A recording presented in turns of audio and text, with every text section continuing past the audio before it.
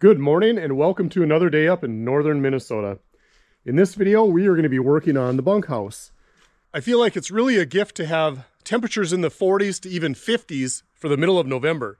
So we're going to take advantage of this week, hopefully get that bunkhouse floor insulated and complete. One of the things that I really want to do during this break is also to get these trees finally cut up completely and split and out of the way before the snow falls. If we're going to get all the things done I want this week, we better get cracking.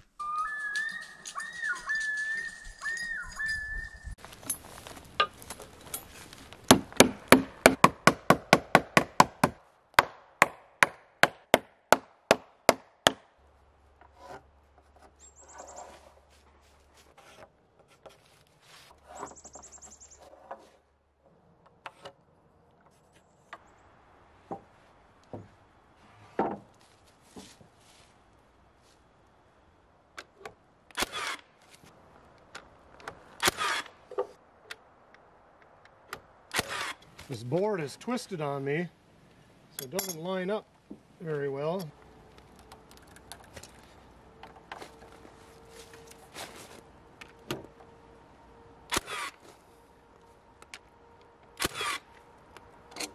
Well, now that I've got the joist nailed in, with all that pounding, let's see if we're still square. I've got 240 in that corner.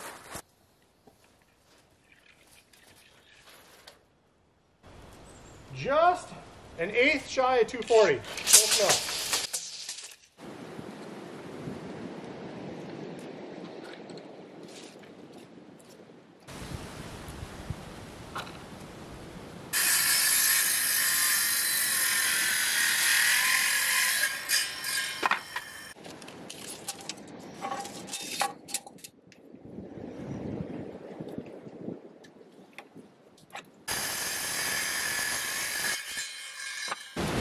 I know some people alternate, but I'm just going to toenail.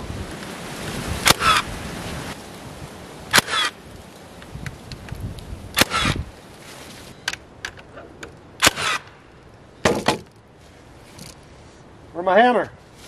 Where'd my hammer go? Ugh.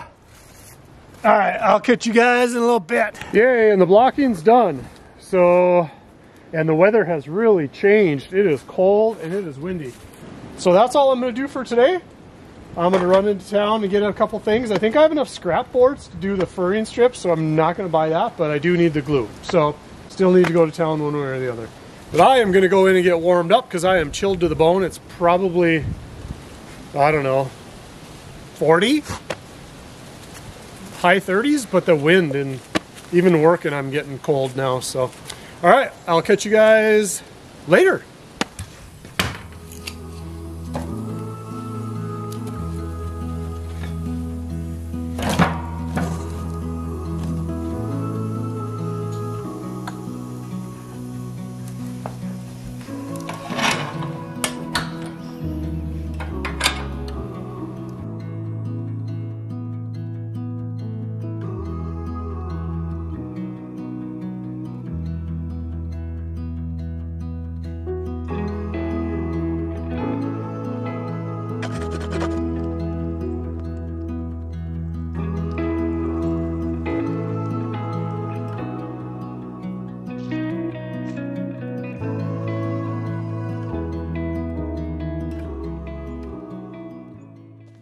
Good morning and welcome to today's build. Yesterday we completed our joist layouts along with our blocking. And the blocking is not only to keep the joists from twisting, but also when I lay my 4x8 sheets of subfloor down, my edge of my subfloor will land on that 4-foot space where the blocking is and not only give me a place to nail it, but offer support as well. So what I'm doing today is going through each of these joist cavities and I'm stapling a furring strip or just a piece of scrap lumber inside and then lay down 1.5 inch foam insulation. That has an R value of almost 7 if I remember right without looking. And then once we get that completed, we're going to start laying out the subfloor. But I think this is going to be a little bit tedious and we're racing the sun at this point. It starts getting dark about 4:30, 4:45 nowadays. So if I can get the insulation in today, that will be a good day. And then we'll have to come in tomorrow with the subfloor. I just made this little jig, and my sheets are 1.5 inches thick, so I just use this 2x6. Made a little cheater, and that way I just have a uniform height as I go and nail these all in.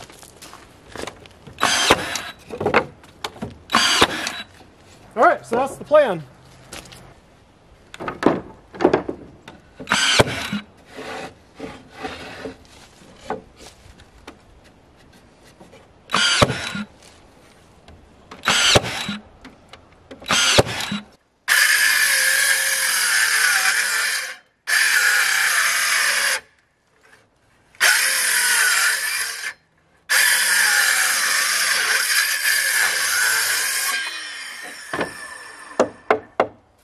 The sun is getting low already, and I've barely got anything done today.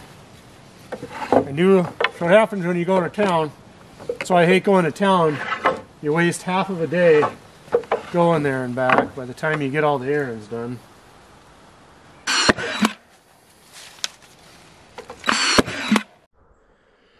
Well, I'm 2/3 done with the furring strips. Few interruptions and whatnot. I ended up talking to my son on the phone for a while, and as you can see, the sky is turning pink already, and it's probably 4:30, I would guess, but somebody wants a treat. So we're gonna go in the house here, warm up for a couple of minutes, grab a pop, and I don't know if we're gonna start that third section or not tonight. I'll see what time it is.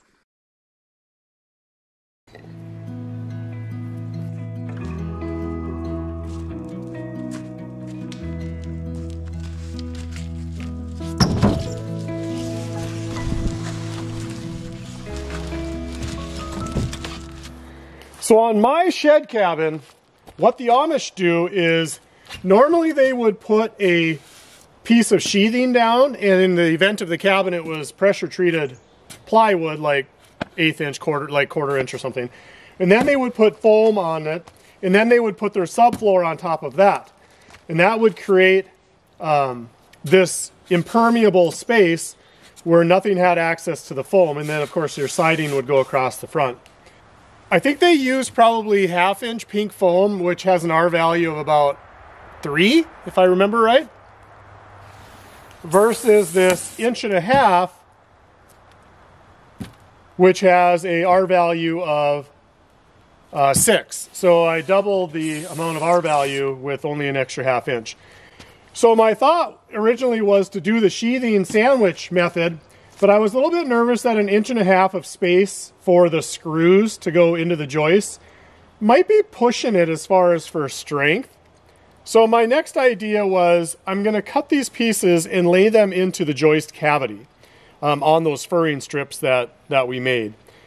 And the thought is it's going to provide a 90-degree angle with this foil back on the underside, and that should help with the cold radiation from the ground, but also for rodents, there's not really crevices for them to like take advantage of to try to burrow in. So will they mess with the foam? I don't know. If worse comes to worse, I could crawl underneath and screw up sheathing underneath that cavity, but my fear was even if I have a gap anywhere, and now that I have a cavity between the foam and the bottom of the joist, that just creates a mouse motel. So I thought no enclosed cavities are better. So that's the train of thought. I thought about putting hardware cloth on the bottom of the joist, but same thing. If they ever got through, now they have this platform to build nest with a styrofoam insulated top. And the other thing is hardware cloth is expensive. I just priced it at Home Depot. For a 3 foot by 5 foot piece of hardware cloth, I think 1/4 inch mesh, it was $16. Like, it would cost me hundreds of dollars just to do that here. So that's why I'm avoiding that.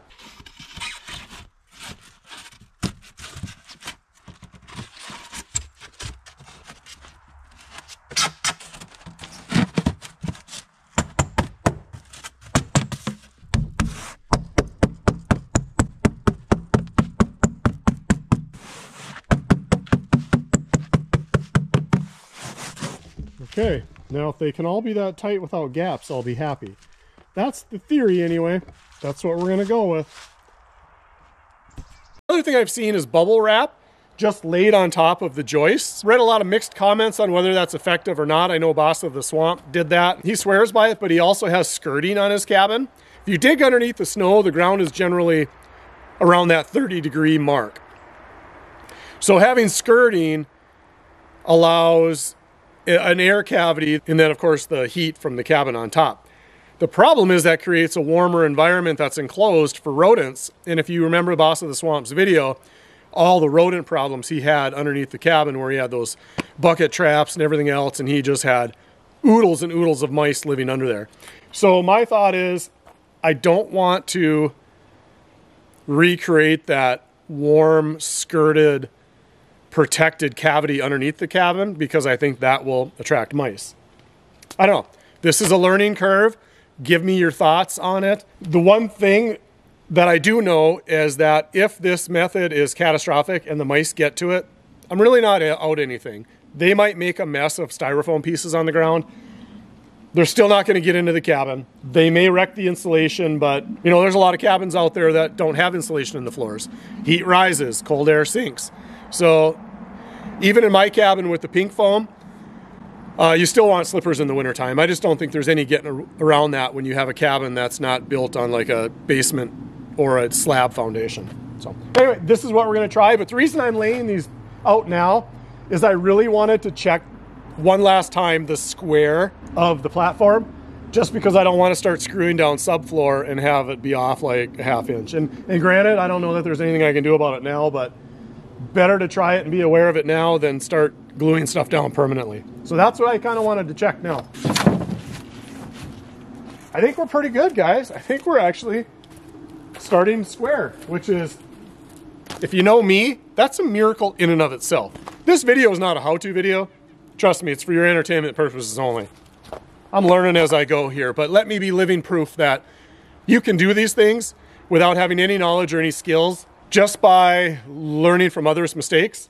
And that's the intent of this video, is to give you entertainment and show you my mistakes so that you don't repeat them. At least you can make an informed decision going forward and weigh your pros and cons about, yeah, I probably don't want to do the method Terry used. Hey, that's what you get on this channel. You know, a couple other reasons to consider going with this foam that were important to me is I know Boss of the Swamp talked about not liking foam because the ants got into it. Well, number one, I don't really have ants where I'm at here. I don't know that I've ever seen an ant colony on my land. I'm sure there's probably some here, but certainly not prevalent. But this foam board is actually insect resistant, mold resistant, and moisture resistant. So the other thing that I wanted to consider was, should I put some poly down on the ground to help ground moisture from coming up? But because this is moisture resistant, that should help with any ground moisture getting to the subfloor as well. At least that's the theory. Well, a skill saw definitely works quicker and probably a straighter edge, but it's a lot messier.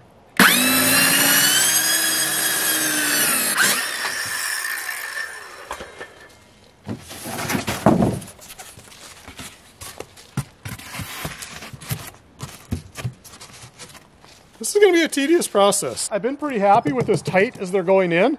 I mean, there's really no gaps. I thought maybe I would have to do some spray foam, but no, I actually have to kind of force them in, so they're really nice and tight. I'm pretty happy with them so far.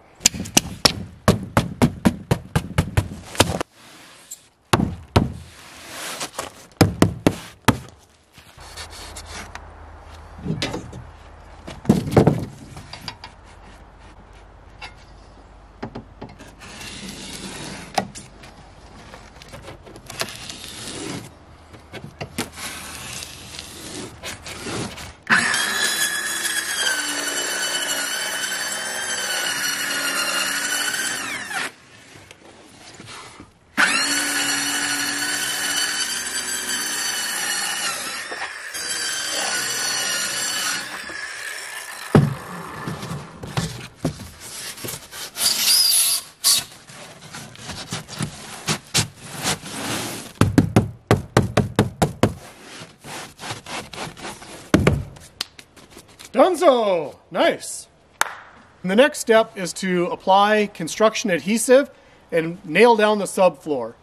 But it's getting late in the day already, and I don't really want to open the construction adhesive and then only use it for a couple sheets. So I think what I'm going to do is I'm going to wait till tomorrow, and that'll be the big project, is to get the subfloor completed once and for all.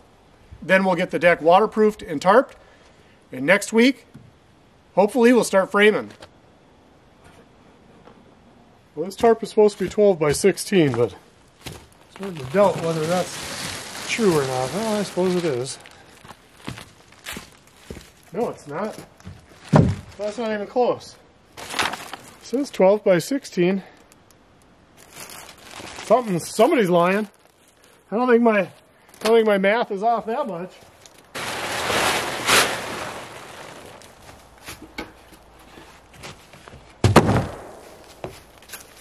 There, now it's guaranteed not to rain tonight.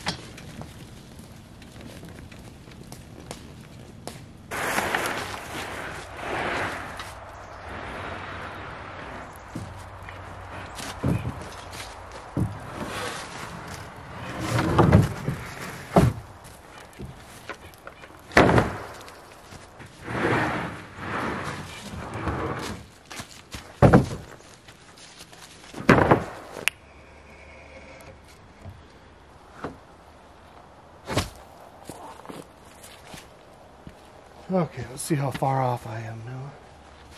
Okay, so one thing I noticed, it measures perfectly 12 wide by 16 long.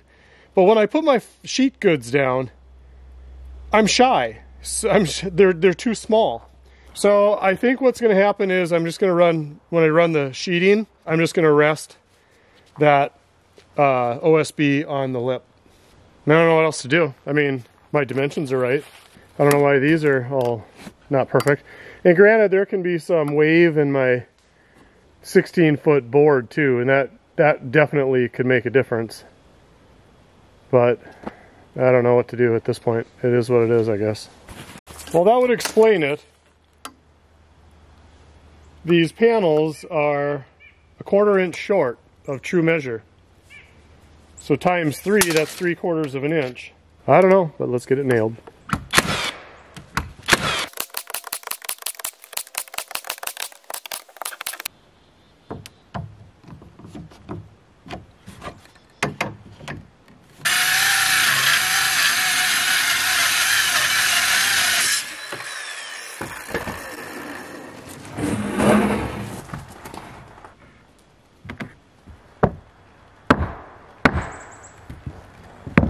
Yeah, I think that's all right.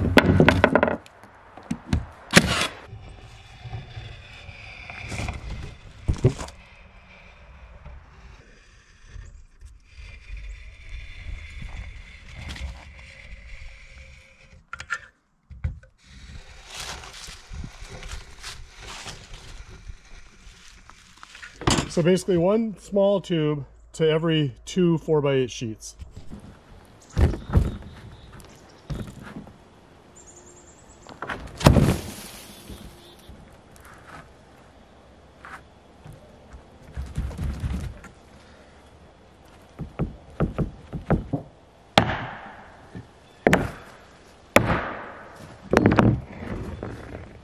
Look pretty good.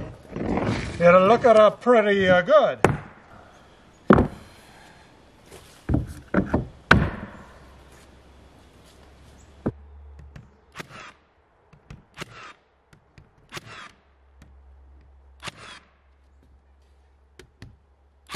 So as I'm cleaning up here, so I'm guessing there's going to be a few comments with people asking why I nailed the floor down instead of screwing it, worried that I will get squeaks down the road or that the nails will work themselves up.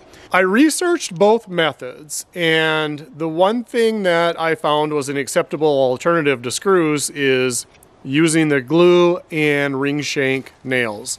So that's what I did, was I used 2.5-inch ring shank nails along with subfloor adhesive. So I feel like I should be okay. The other thing to think about is this is a bunkhouse guest cabin. It's not an everyday house. It's not going to get used every day. And if it does develop a squeak, I can probably throw another nail in the floor and nobody would notice. So I'm not too worried about it. You know, I do have some water sealant that I got from the recycling center, and I thought, oh, I should pour that Thompson's water seal on this. And then I thought, well, gosh, with this being OSB, will the liquid in the water seal swell the OSB? So maybe that's not a great idea. Maybe I'll just tarp it. Pretty soon, in the next couple days, it's going to be below freezing for the rest of the year, so I shouldn't have to worry about rain. Snow, of course, you can just brush off, so I'll probably be all right. All right, good talk. Good talk. I knew it wouldn't last forever, all this nice weather, but just like that, the party's over. Unfortunately, it rained for probably 4 or 5 hours all night last night. All I can say is it's a good thing I tarped this, or I would have been a very, very sad man. So I think we're gonna get the broom, sweep off as much as we can, put a little more reinforcements up there for wind, and oh man, not what I was looking for.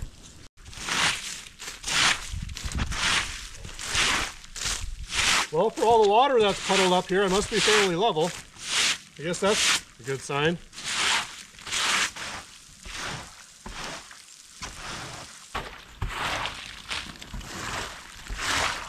Well, it's that time again. Thanks for the memories. Goodbye, tiny cabin. We'll see you soon.